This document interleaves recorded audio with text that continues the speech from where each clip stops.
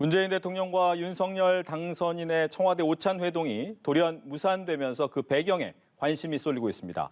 양측은 계속해서 실무 협의를 이어나갈 예정이지만 신구 권력의 정면 충돌 양상이란 평가도 나옵니다. 이 시각 정치권 이슈 장해찬 전 국민의힘 선대본 청년본부장, 김수민 시사평론가와 함께 짚어보겠습니다. 안녕하십니까? 안녕하세요. 네, 어서 오십시오.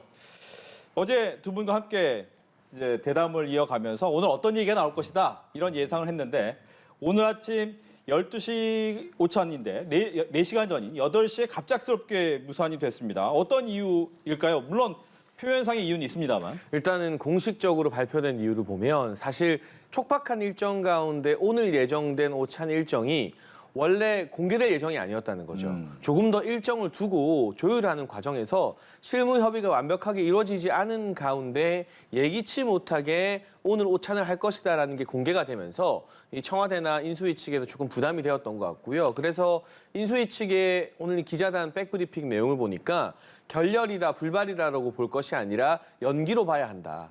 회동이 무산된 것이 아니라 연기된 것일 뿐이다라면서 이번 회동 이 연기에 대해서 큰 의미를 부여하지 않으려 하는 것 같습니다. 그리고 구체적인 이유는 양측 합의에 따라 밝히지 않는다고 알렸으니까요. 네. 제가 내용을 다 알지 못하고 그냥 추측에 근거해서 말씀을 드릴 수밖에 없는데 아무래도 어제도 저희가 말씀드린 것처럼 이명박 전 대통령 사면 건의가 문재인 대통령 입장에서는 받을 수도 없고 안 받을 수도 없는, 받아도 부담스럽고 안 받아도 부담스러운 상당히 이 외통수에 가까운 어떤 정치적 이 한수가 되어버렸거든요. 그래서 제가 강조한 게 명분상 박근혜 전 대통령 사면할 때 그때 전직 대통령은 함께 사면했어야 문재인 대통령의 부담도 줄어드는 것인데 그때 굳이 이명박 전 대통령 사면을 미루다 보니 이런 부담스러운 상황에 처했다고 방송에서 평론을 하기도 했었는데요. 아무래도 사면을 거부하게 되면 국민 통합을 지키지 않는 것이 되고 그렇다고 사면을 하자니 문재인 대통령의 핵심 지지층, 민주당 핵심 지지층의 비토 정서를 대통령이 또 직면해야 되고 안 그래도 지금 대선 패배 이후에 새로운 비대위에서 오늘 뭐 최이배 의원 같은 경우는 문재인 대통령에게 쓴소리를 막 하시더라고요. 네. 이런 상황에서 어떤 선택을 내리는 게 상당히 부담스러워서 실무 협의를 더 하자면서 회동 날짜를 좀 미룬 게 아닐까 추측이 됩니다. 예, 일단 무산 아니다라고 하지만 기존에 보면 한 9일 만에 만난 경우가 최장으로 가장 길었던 당선인과 대통령의 만남이었는데 더 미뤄질 수도 있겠다. 하지만 무산은 아니다. 어떻게 봐야 됩니까? 이거는 뭐 방금 자막에도 떴지만 좌초라는 표현이 제일 맞다고 저는 봅니다. 뭐 연기라고는 하지만 실컷 분위기를 띄워놓고 당일날 이렇게 연기라고 표현을 하는 것은 결국에 이제 무산됐다라고 깔끔하게 좀 정리를 할 필요가 있겠고 이게 좀 서두른다고 되는 일이었나라는 좀 그런 생각을 해봅니다. 그러니까 역대 어떤 그 정부가 교체되는 기간에 대통령하고 당선인하고 회동을 하는 것은 계속해서 있었던 일인데 조금씩 차이가 있었죠. 특히 같은 정당에서 정권을 재창출한 경우라면 좀 금방 만날 수도 있습니다. 근데 아무래도 정권이 교체되는 상황이라면은 꼭 서둘렀어야 했는가 이 문제가 있는 것이고요. 그리고 이제 최근에 며칠 동안 갈등 사안들이 불거졌는데 갈등 사안이 불거지는 건 양측의 의견이 다르면 있을 수 있는 일인데 그 갈등도 이제 좀 뒤로 어느 정도는 밀어놓은 채 빨리 만나든지 이렇게 했었어야 될 일이다라고 봐요. 그러니까 역대의 사례들을 비춰보면 김영삼 전 대통령, 그러니까 당시 김영삼 대통령과 김대중 당선자가 한 6차례 정도 자주 만났었고요. 좀 적게 만난 사례가 노무현 당시 대통령과 이명박 당시 당선자가 2번을 만났거든요. 그러면 거꾸로 생각해보면 이번에도 한 2번 정도는 만난다라고 가정을 하고 첫 만남은 갈등 사안이 크게 불거지지 않은 가운데서 좀 편안하게 만난 다음에 그 다음에 조금 더 이제 논의를 해볼 수 있는 사안들을 두고 의견 개진을 하다가 또 한 번 더 만나는 이런 식으로 수순을 밟았어도 될 일이 아니었나 싶습니다. 근데 그 첫 번째 만남 이전에 갑작스럽게 좀 많은 일들이 불거지면서 결국에 이것이 부담스러웠던 양측의 어떤 결정에 따라서 연기가 됐다 이렇게 정리를 해보겠습니다. 네, 장 전 본부장께서 이야기를 해주셨지만 오늘 아침 조간신문만 보더라도 이명박 전 대통령의 사면과 관련해서 약간 극명한 시각 차이를 보여줬단 말이죠. 이것이 정말 부담이 됐다고 보십니까? 이명박 전 대통령 문제가 미리 불거진 것도 좀 부담이 됐던 것 같아요. 그러니까 첫 번째 회동을 조금 빨리 앞당긴 다음에 그 다음에 얘기가 나왔으면 좀 줄거리가 달라졌을 수도 있는데 네. 굉장히 빠른 시간 동안에 스포트라이트가 집중된 거 이런 것들은 특히 이제 문 대통령 입장에서는 좀 당혹스럽거나 또 부담스러웠을 가능성이 높아 보이고요. 근데 거기서 끝났다면 그나마 괜찮은데 권성동 의원이 또 김경수 전 지사의 사면을 같이 묶어서 얘기를 해버렸습니다. 100%뭐 얘기도 하면서. 예, 그렇게 얘기를 해버림으로써 이것은 이제 감정이 또 상할 수도 있는 그런 사안이거든요. 이런 것들이라든지 그리고 이제 윤석열 당선자 입장에서는 공공기관 인사를 지금 현재 정부 막바지에 문재인 정부 청와대가 서두르는 이런 것들이 또 마음에 안 들 수밖에 없는 것이죠. 그럼 양쪽에서 이제 좀 감정이 고조될 수 있는 그런 상황이라서 자칫 잘못 만났다가 논의들이 엉키는 이런 사태들이 또 서로 이제 우려됐던 게 아닌가 또 그렇게도 보입니다. 네, 공공기관 인사를 이야기를 해주셨기 때문에 인사의 알박기다. 어제도 저희가 얘기를 잠깐 했는데 이 부분에 대해서 청와대 입장은 좀 확고한 것 같아요. 근데 염치가 있어야 된다는 생각을 해요. 문재인 정부 초기에 박근혜 정부에서 임명되었던 공공기관 인사에 대해서 낙하산이다, 알박기다라고 문재인 정부 인사들이 숱하게 비난했던 게 제 눈에 선하거든요. 그때 문재인 정부 국회의원이나 관련인들과 제가 방송에서 토론도 참 많이 했습니다. 그분들이 무슨 말씀을 하셨느냐? 대통령의 국정 철학을 공유할 수 있는 사람들과 함께 일해야 되는 것이다. 이런 논리로 이 심지어는 블랙리스트라는 불법적인 수단까지 써가면서 박근혜 정부에서 임명된 인사들을 쫓아냈던 게 바로 문재인 정부입니다. 그런데 지금 이 블랙리스트 같은 불법적인 걸 한다는 건 말이 안 되죠. 다만 아직 이제 인사를 해야 되는 자리에 이제 2달 뒤면은 새로운 대통령이 취임하는데 네. 2년, 3년짜리 기관장이나 임원을 지금 2달 앞두고 임명해서 사실상 대통령 임기의 절반 가까이를 국정 철학 공유하지 않는 사람들이 공공기관을 이끌게 만드는 것이 과연 정치 도의상 맞는 것이냐. 그리고 이 같은 알박기가 그동안 계속해서 지적되어 왔던 정치권의 나쁜 관행이거든요. 정권 말기에 뭐 이 농공행상하면서 사람들 챙겨주고 자리 챙겨주는 것. 이걸 앞장서서 전 정권의 이러한 관행을 적폐라고 비판하면서 청산해야 한다고 말했던 게 바로 문재인 정부와 민주당 아닙니까? 청산해야 될 적폐를 왜 본인들이 답습하면서 대통령의 인사권 핑계를 대고 있는 거죠? 그런 식이면 박근혜 전 대통령이 임명한 공공기관 기관장과 뭐 임원들은 대통령의 인사권에 의해서 임명된 게 아니었나요? 뱉은 말에 대해서 지키고 책임지는 모습을 보여주지 못했기 때문에 민주당이 내로남불 정권이라고 심판을 받은 것인데 물러나는 모습까지 이렇게 아름답지 못하면 민주당의 반성과 쇄신에 대해서 국민들이 과연 신뢰를 하겠습니까? 물론 인사권 대통령에게 아직 있는 것이 맞고요. 어떤 결정을 내릴지 결국 문재인 대통령의 몫이지만 국민 여론이나 이 내로남불에 대한 심판 정서를 감안해서 그리고 본인들이 5년 전에 뱉은 말을 지키는 차원에서라도 공공기관 인사 꼭 필요한 경우가 아니라면 매우 신중하게 접근할 필요가 있다고 생각합니다. 5년 전 이야기를 생각해봐라라는 네. 얘기인데 이 부분은 어떻습니까? 이거는 뭐 장해찬 평론가 얘기가 틀린 데가 없는 것 같고요. 이 사실 한국에는 두 개의 정당만 있는 것 같습니다. 여당과 야당. 그러니까 민주당과 국민의힘이 아니라 같은 당 또 여당일 때하고 야당일 때 잣대가 다르다라고 네. 하는 거거든요. 근데 우리가 민주화 이후에 거듭 정권 교체를 해봤기 때문에 그렇다면 좀 역지사지도 해가면서 합의된 공통된 어떤 원칙, 틀 이런 것들을 세울 필요가 있다. 라고 하는 것입니다. 저는 이번 기회에 좀 본격적으로 논의가 됐으면 좋겠는 게 공공기관의 장은 정권, 대통령하고 좀 코드가 맞는 사람이 해야 된다라는 것이 맞는 의견이다라는 걸 어느 정도 인정을 해야 될 것 같습니다. 그렇지 않고서야 계속해서 기관하고 정부 간에 또 정권 간에 엇박자가 나면은 이거 국민들 입장에서도 좋지는 않은 거거든요. 그렇다면 차라리 뭐 미국이라든지 이런 나라에서 채택을 하고 있는 대통령과 코드 그리고 임기가 함께 그렇게 진행이 되는 그런 식으로 좀 바꿔나갈 필요가 있지 않을까. 그러면 이제 정권이 바뀔 때 또 기관장도 바뀌는 것이죠. 그런데 여기에서 이제 문제는 정권이 지나치게 공공기관을 휘두를 수 있다라고 하는 우려일 텐데 그렇다면 공공기관의 임원 중에 일부는 국회라든지 뭐 국회 중에서도 야당도 추천을 어느 정도 할 수 있겠죠. 그리고 공공기관에 노동이사제가 도입이 되고 있는데 그쪽에서 계속 일하는 사람들의 관점 이런 것들이 또 필요하다면 공공기관 노동이사제를 안착시키고 확대 강화하는 이런 방안까지 같이 아울러서 시행을 한다면은 이 소위 얘기하는 이제 엽관제의 양성화 이 모델로 차라리 가는 것이 어떠한가 이렇게 된다면은 이제 그 원칙이 확립됐을 때 정권 교체기마다 일어나는 이런 일들은 이제 사라질 수 있지 않을까 그렇게 보입니다. 네, 정권이 교체될 때마다 뭐 고소형 얘기나 아니면 수첩 인사 이런 얘기가 나오는데 결국은 같이 일해본 사람이랑 일을 해야 된다라는 얘기도 나오거든요. 코드 인사가 정말 나쁜 것이냐 이 부분은 어떻습니까? 그러니까 저는 폭넓은 전문가들을 기용해야 된다고 보는데 윤석열 대통령 당선인 같은 경우는 지금 인수위 구성에 있어서도 전문가를 기용하겠다는 뜻이 확고하잖아요. 그래서 오죽하면 이 윤석열 당선인이 검찰에 있을 때 이 책임졌던 삼성 바이오 수사를 정면 비판했던 전문가까지도 경제분과 인수위원으로 임명한 것으로 지금 시종학 알려지고 교수님. 있습니다. 네, 그런 걸 보면 자신을 비판했던 사람도 전문가면 쓴다는 기조 아래에서 뭐 함께 했던 사람들, 국정 철학을 공유하는 사람들 플러스 알파가 되어야 되는 거죠.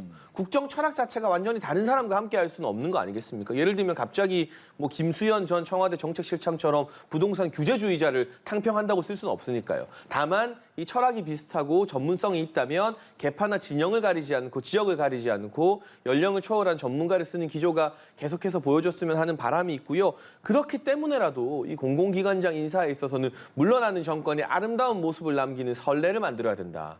만에 하나 문재인 정부에서 나머지 임기 동안 지금 얼마 남지도 않았습니다만 공공기관장 임명에 대해서 자제하고 절제하는 모습 보여준다면 윤석열 정부가 끝날 때 같은 선례가 또 되풀이되지 않겠습니까? 그런데 지금 이런 식으로 나와버리면 우리 정치권의 알박기라는 나쁜 관행을 끊어내지 못하는 거예요. 예. 저는 고 노무현 전 대통령의 이 말이 참 제 머릿속에서 자주 맴도는데요. 내가 구시대의 새시대의 첫째가 되고 싶었는데 구시대의 막내였던 것 같다라는 명언을 남기셨는데 누군가는 구시대의 끈을 끊어버리고 새로운 관행을 만들어야 되는 거거든요. 그렇다면 노무현 정부의 청와대 비서실장이었던 문재인 대통령께서 이 구시대의 나쁜 관행인 알박기에 대해서 결별을 고하면서 아름다운 이별을 국민들에게 보여주셔야 되는 거 아닌가. 다른 분도 아니고 문재인 대통령의 청와대이기 때문에 그런 걸 할 수 있는 가능성이 더 높다고 보여지는데 이건 제가 봤을 때 대통령의 인사권에 대한 의지라기보다는 주변 참모들이 그동안 못 챙긴 사람들 챙겨야 된다. 우리 식구들 자리 줘야 된다라고 대통령 주변을 에워쌀 가능성이 대단히 높아요. 네. 이 부분에 대해서 문재인 대통령이 직접 자신의 언어로 결단하는 말씀, 공공기관 임기 다음 대통령의 원활한 국정 수행을 위해서 인사를 자제하겠다는 말씀하시면 보수 진영에 있는 분들이라도 박수치지 않겠습니까? 그런 좀 멋진 정치를 보고 싶습니다. 알겠습니다. 뭐 저희가 이 얘기를 하면서 조금 전에 이제 코드가 맞는 분과 함께하면서 전문가 영역을 좀 넓혀야 된다라고 얘기를 해주셨는데 지금 이 현재 인수위에서는 MB 인사가 많은 거 아니냐라는 얘기가 나오고 있는데 거기에 대해서 한 번 더 듣고 질문에 답을 또 드리겠습니다. 아마 여러 가지 중에서 김태호 교수 얘기 또 많이 나오는 것 같아요. 근데 제가 사실은 뭐 인수위에 전혀 관여를 안 하고 있기 때문에 일일이 평가하는 건 조금 섣부를 수 있습니다만 오늘 마침 또 임명된 이제 강석훈 전 의원이나 김현숙 전 수석 같은 경우는 소위 말하는 박근혜 정부의 사람들로 꼽히는 분들입니다. 그러니까 초기 인선에 있어서 전문가 위주로 등용하다 보니까 MB 정부 때 직을 맡았던 분들이 좀 다수였다면 이제는 또 박근혜 정부의 직을 맡았던 분들도 이렇게 속속 인선이 되면서 균형이 맞춰지는 과정인 것 같고요. 지역적으로 일부러 할당제를 둔 것은 아닙니다만 인수위 내부에서 요직을 맡고 위원장이나 분과 간사를 맡은 분 중에 호남 출신인 분들이 상당히 많습니다. 김한길 전 대표, 김병준 위원장, 이용호 의원 등등 이런 호남 출신 인사가 인수위의 요직에 이 정권 출범 초기부터 아주 깊숙하게 배치되었다는 것 자체가 뭐 일부 인사에 대한 언론의 검증이나 이견 같은 경우는 당연히 또 국민의 목소리니까 인수위 측에서 귀 기울여 드려야겠지만 큰 틀에서 봤을 때는 그래도 통합하는 인사를 지향하고 있다는 메시지가 전달되지 않을까 싶네요. 네, MB맨. 그다음에 이제 박근혜 정부의 사람들이 이제 함께 들어오고 있는데 현 상황은 좀 어떻게 보셨는지?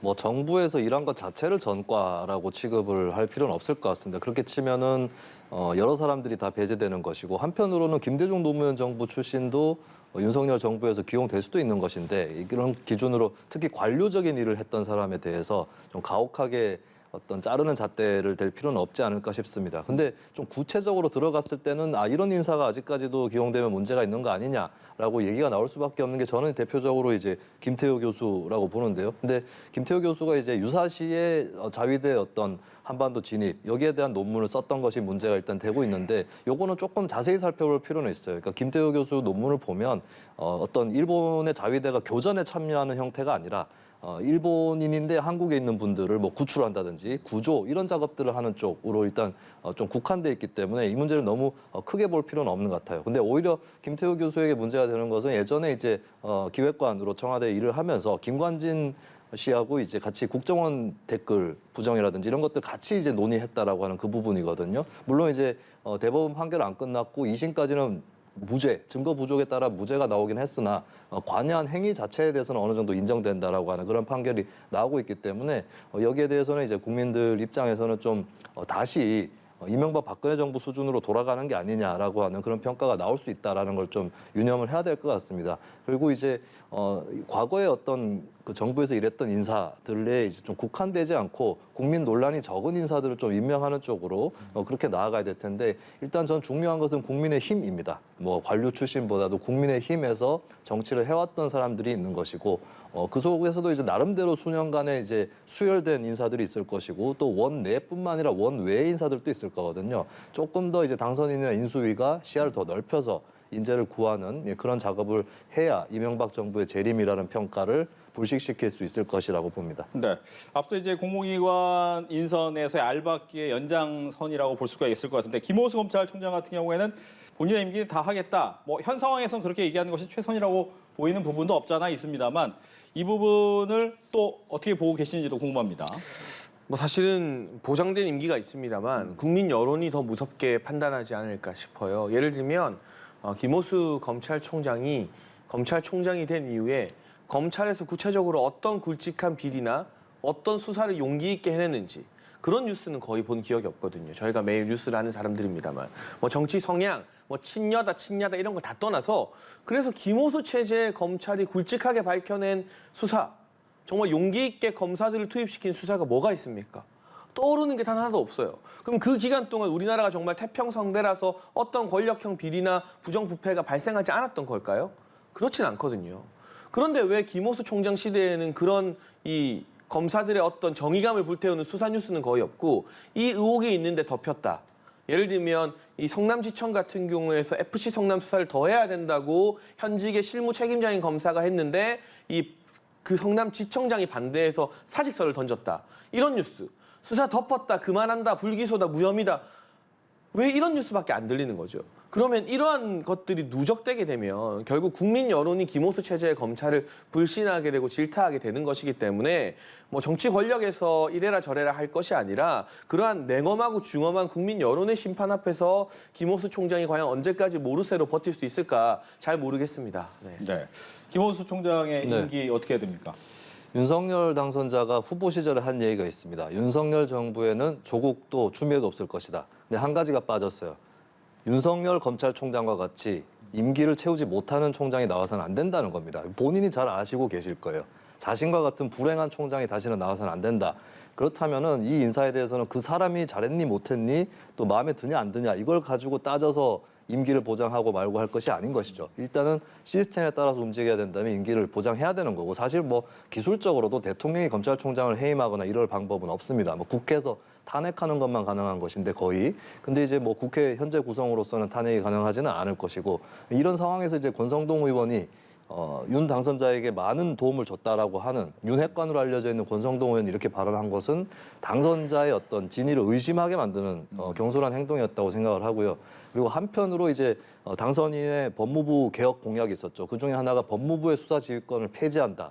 또 검찰 쪽으로 인사권, 예산권을 더 독립시킨 형태로 준다라고 하는 건데, 근데 그렇게 되면 이제 검찰총장의 힘이 굉장히 강력해집니다. 네. 근데 그렇게 총장의 힘이 강력해진 상황에서 그 인사에 대해서 현재 앉아 있는 인사에 대해서 공격한다라고 했을 때는 이거는 또 다른 검찰 장악이다라고 하는 우려를 자아낼 수 있는 거거든요. 여기에 대해서는 굉장히 신중하게 판단을 해야 되고 같은 총장을 놓고도 검찰이 수사를 더 제대로 할 수 있도록 그렇게 분위기를 만들어 나가고 시스템적으로 바꿔야 될 부분, 사람은 그대로 있더라도 시스템을 바꿔서 결과를 바꿔내는 이것이 진짜 개혁이다라고 하는 것을 좀 유념을 해야 될 겁니다. 네. 기존에 이제 검찰총장 같은 경우에 정권이 바뀔 때 보통 자진 사퇴하는 성향을 많이 보였기 때문에 어떻게 또 진행이 될지는 좀 지켜봐야 될 것 같고요.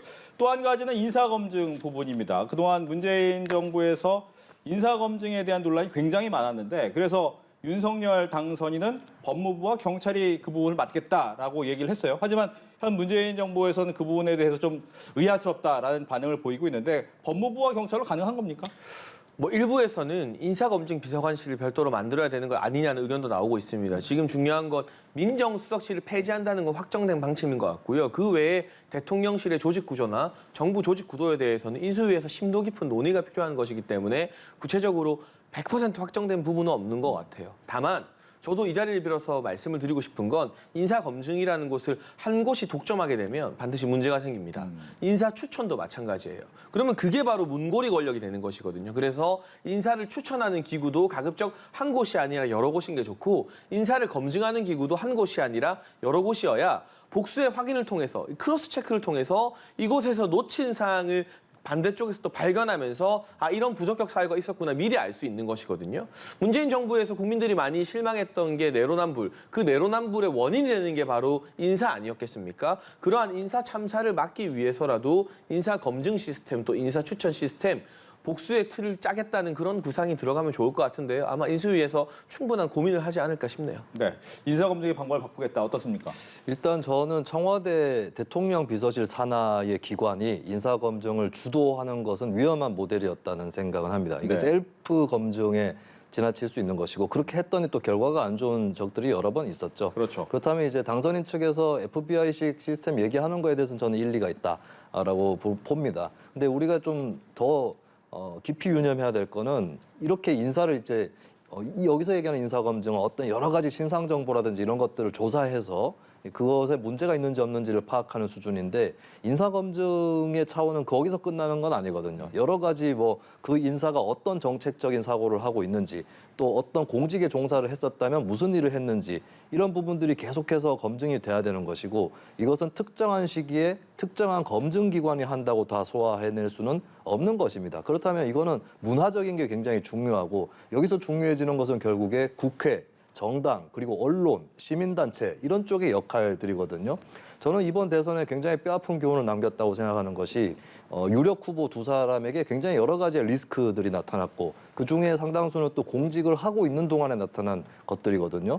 그게 그러면 검증기관이 부실하게 검증을 해서 생긴 문제냐? 그게 아니라고 봅니다. 그들을 검증했던 인사청문회 국회의원들은 무엇을 했으며 그리고 그들의 어떤 행정이라든지 이런 것들을 감시하고 문제가 있으면 제때 보도해야 될 언론들은 그렇게 하지 못했다라고 하는 이 뼈아픈 교훈이 있는 거거든요. 그래서 FBI식 검증에 대해서 좋은 방안이지만 그 어떤 정해져 있는 시기에서의 이 사람이 도덕적으로 사법적으로 문제가 있느냐 없느냐 수준에서 끝나는 검증이 아니라 일반적이고 또 일상적인 이 검증이 활성화돼야 된다. 이것을 좀 더 강조를 하고 싶습니다. 알겠습니다.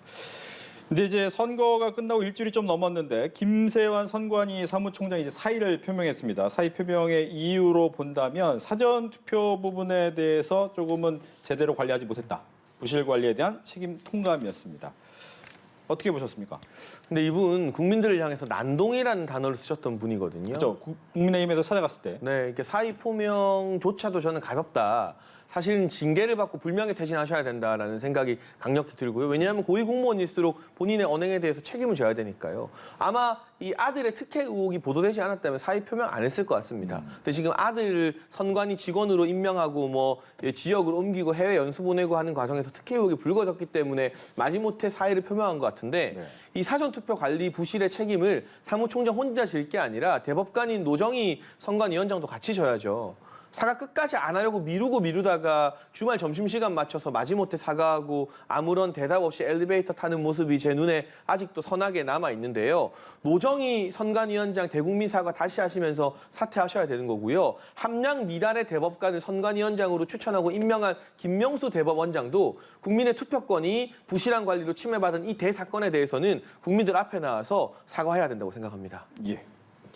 네, 뭐 이 선관위의 당시에 사전투표 관리는 뭐 변명의 여지가 없는 것이죠. 뭐 고의적이고 악의적이었다고 보진 않지만 기본적인 선거의 원칙, 비밀투표의 원칙에 있어서 유권자도 의무를 가집니다. 자신이 표를 행사하고 난 다음에는 남들이 볼 수 없도록 접어서 나오는 이 의무를 행사를 하는데 거기에 필요한 장치, 투표함이라는 것이 있었어야 되는 것이죠. 그것을 박스에 넣거나 바구니에 넣어서 이렇게 이동을 시키는 이런 것들을 현장에서 보고 그대로 용납하는 유권자는 없을 수밖에 없는데 이것을 왜 막아내지 못했는가 이 책임을 져야 되고 저는 이게 뭐 몇몇 개인의 문제라기보다는 전반적으로 왜 이 조직에서 이번에 확진자 및 격리자에 대한 그 투표가 따로 예정돼 있는데도 대비하지 못했는가 왜 조직이 그렇게 작지도 않은 조직인데 왜 거기에 대한 방안을 내놓지 못했고 준비를 하지 못했는가, 이 뼈아픈 성찰이 필요합니다. 그래서 이 사무총장의 사의는 그 일환으로서 이루어져야 되는 것이고 그것으로 일단락되면 안 되는 것이죠. 선관위 스스로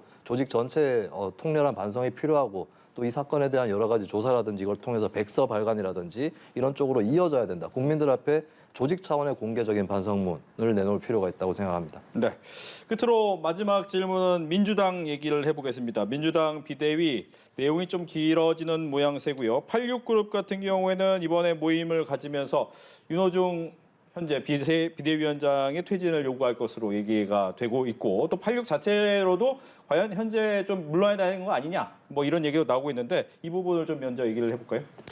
장강의 물결이 뒷물결이 앞물결을 밀고 나간다라고 하죠. 이런 현상이 벌어지는 이유는 민주당의 좀 내부에 원래 비주류라든지 새로운 세력이라든지 이쪽에 준비가 안 됐기 때문입니다. 그러다 보니까 그냥 이제 이 당을 주도했던 그 사람들 사이에서 개인적인 어떤 결단의 문제, 이렇게 결국에 당 쇄신의 관건이 쏠려버린 것이죠. 이 상황에서 이제 여러 사람들이 좀 엇갈린 선택을 할 것 같아요. 뭐 지방선거 불출마도 있을 것이고 다음 총선 불출마도 있을 것인데, 근데 그때마다 또 국민들은 의구심을 가집니다. 한번 불출마했다가 나중에 또 화려하게 돌아온 거 아니냐.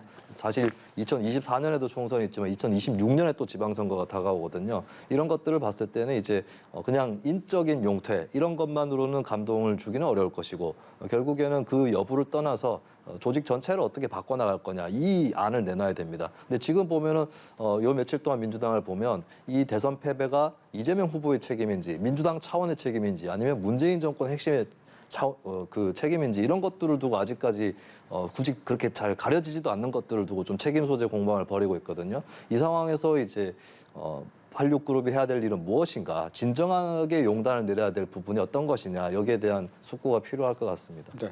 국민의힘 내부에서도 그런 얘기가 나올 것 같아요. 왜냐하면 청년들을 많이 선거 때는 활용을 했는데 인수에서 청년들이 많이 보이지 않는다. 이런 또 지적도 있기 때문에 86그룹이나 이런 부분에 대해서 앞으로 어떤 변화가 또 당내에선 필요하다고 보십니까? 그런데 요즘 청년들은요, 낙하산이나 벼락 출세 좋아하지 않습니다. 뭔가 근거가 있고 자신을 증명했다는 성과가 있어야 높은 자리에 올라가는 거죠. 이준석 당대표는 10년을 정치권과 방송계에서 버티다가 전당대회에서 선출된 것이고, 지금 민주당 비대위원장 같은 경우처럼 누군가에 의해서 낙선한 대통령 후보의 전화를 받고 낙점받아서 높은 자리에 올라가는 것 2030이 원하는 방식의 혁신이 아니에요. 그래서 인수위에도 제가 자세히는 모릅니다만 실무 파트의 청년들을 많이 참여시켜서 정말 진짜 일하고 성장할 수 있는 기회를 주겠다는 게 국민의힘의 일관된 방침인 것 같고요. 제가 민주당 이야기를 잠깐 하자면 86이 물러나면 그 물러날 자리를 대체할 수 있는 대체제가 있어야 되는데 별로 안 보여요. 그리고 지금 뭐 기자들이나 정치권에서 하는 이야기가 민주당의 문제는 86도 86이지만 초선들이라는 이야기 더 많이 하거든요. 보통 초선들이 개혁적이고 좀 더 중도적인 편인데 민주당의 초선들, 과거에 있었던 열린민주당과 코드가 맞는 친문 인사들, 친이재명 인사들, 소위 말하는 강성 진보 인사들이 초선에 다 모여 있습니다. 뭐 철험회부터 시작해서 일일이 열거하지 않더라도요. 그럼 86이 물러난 자리를 저 초선이 메우게 된다? 그럼 민주당 더 심각해질 것 같거든요. 답을 원회에서 찾아야 됩니다. 뭐 얼마 전에 SNS에서도 한번 화제가 된 적이 있지만 김혜영 전 의원이나 민주당에서 참 비주류의 길을 걸었던 몇 안 되는 사람들에게 과감하게 전권을 맡기고 쓴소리를 들어야만 민주당이 변화할 수 있는 것이지, 대선 패배에 가장 큰 책임이 있는 인사 중 한 사람이 윤호중 원내대표를 비대위원장으로 앉히고 그게 차마 너무 낯뜨거우니까 20대 여성을 사실상 이 비대위의 어떤 들러리 용도로 저렇게 임명하는 것 국민들이 호락호락 용납하지 않을 겁니다. 알겠습니다. 이렇게 해서 정치권 이슈 두 분과 함께했습니다. 오늘 얘기 잘 들었습니다.